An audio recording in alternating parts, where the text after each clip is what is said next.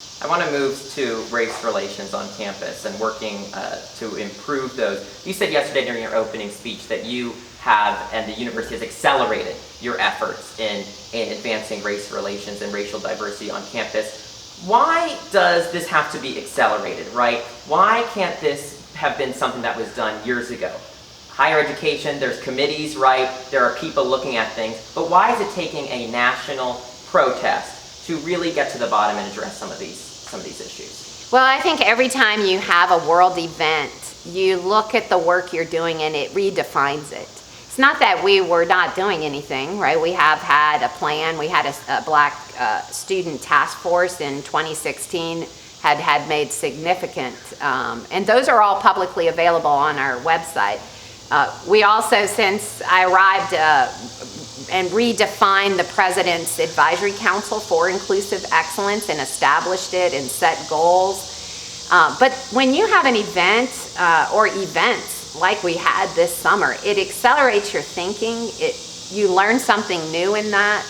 I think one thing that I've really experienced is the power of my words, right? That, the acknowledgement of racism and bias.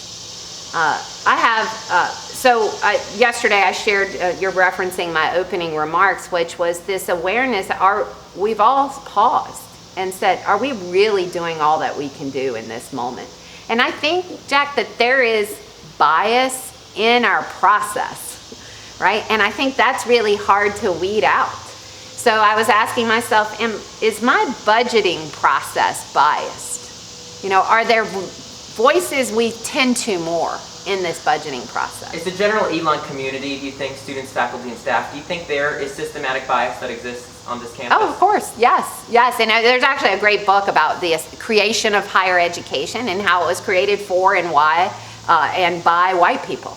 And so I think we're all seeing, and I think if we don't, one of the power of those kinds of moments for our country is that everyone pauses and reflects about the areas that they have leadership, and that's in our community, from the student to the alumni. Where in my life do I have leadership, and how can I be an ally and an advocate for the inclusive world I want in this moment?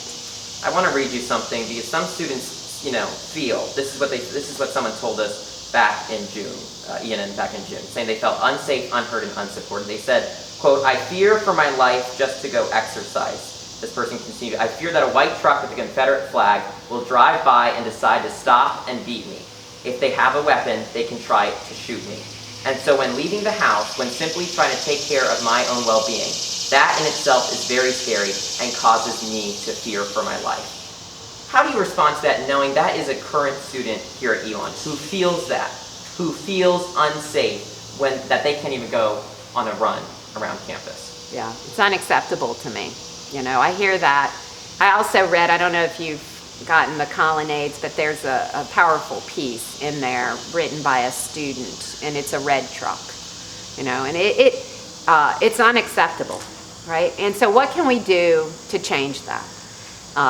And partly too, I believe that to be true. You know why I believe that to be true? And I've said this to our district attorney and to, I believe that to be true and to the other college presidents in our local community, because of what happened at UVA. Cars are weapons. We can't think of cars and shouting out of the window. Our current state laws treat those as misdemeanors, right? And that's the old way. And so this is a great example about process and policies and laws that are not current, up to date with the reality of the world that we live in. And the reality is people use cars as weapons. And we saw clear evidence of that. But how do you change those things, right? We can't put up gates at the footsteps of Elon just to make us even more into a bubble. How do you specifically address, I know you say you're having conversations with the district attorney, but how do you specifically address those issues where you may not have direct control, right, but you do have control over general student safety and security? Well, in this case, in that case, I think you use every tool you have. So we do have the ability to issue non-trespass on our campus. So when you hear, even though the streets may have, the public streets may have one set of rules, as a private campus, we can issue a no trespass order and have in response to events like these.